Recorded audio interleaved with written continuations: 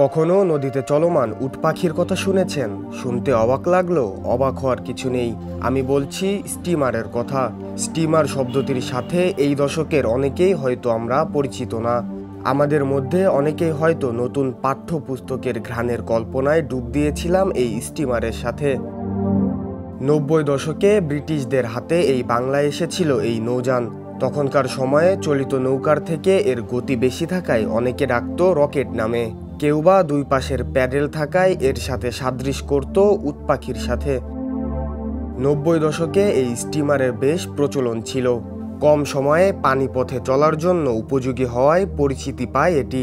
যদিও আধুনিক জাহাজের সাথে তাল মিলাতে না পারায় বন্ধ হয়ে যায় এর কার্যক্রম। তবে ঐতিহাসিক ব্রিটিশ আমলের স্টিমার প্যাডেল পিএস মাসুদ নতুন রূপে ফিরে আসছে।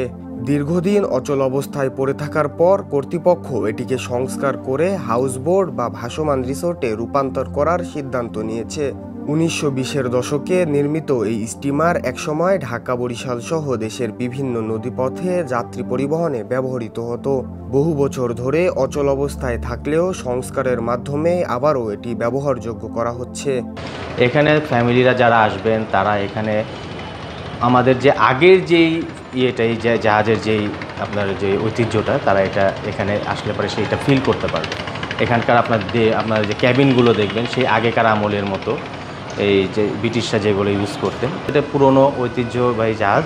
এই ঐতিহ্যটা ধরে রাখার জন্য এইটার মধ্যে তারা একটা হেরিটেজ জিনিসটা তারা দেখতে পাবে যে প্যাডেল যেটা আছে, এই প্যাডেলটা কিন্তু এই প্যাডেল স্টিমারটা সারা বিশ্বের মধ্যে যে কটা তার মধ্যে 3টাই আমাদের এখানে আছে।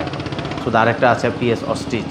এই অস্ট্রিচ নামটা দেওয়ার কারণ হচ্ছে এই জাহাজটা যখন আপনি ড্রোন দিয়ে উপর থেকে দেখবেন নদীতে চলছে তখন মনে হবে যে একটা উট পাখির মতো। কিন্তু এখন আর পুরনো স্টিম ইঞ্জিন নয়, ডিজেল চালিত নতুন স্টিম ইঞ্জিন নিয়ে ফিরছে তথাকথিত এই উট পাখি। বাড়ছে গতি ও নিরাপত্তা। এই স্টিমারটি ঢাকার থেকে বরিশাল যাইতে 11 ঘন্টার মতন সময় লাগবে। হ্যাঁ, এটা ডাউনে 10 থেকে 11 নটিক্যাল মাইল স্পিড হবে, আপে 4 থেকে 5 নটিক্যাল মাইল স্পিড হবে। অন্যান্য লঞ্চের চাইতে এটা অনেক বেটার, অনেক নিরাপদ। যদি ধরি মেইন ইঞ্জিন জেনারেটর ইঞ্জিন মিলে আনুমানিক 14 থেকে 1500 লিটার বরিশাল যেতে খরচ হবে, বা একটু কম বেশি। এটা এবিসি ডিজেল।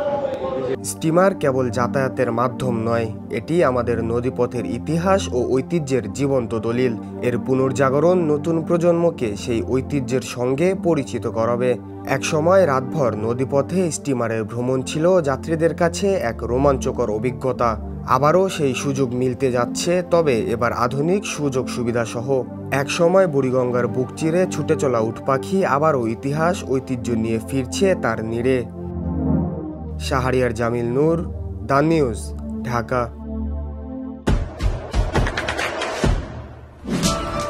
দেশে দেশে সবার সাথে দ্য নিউজ।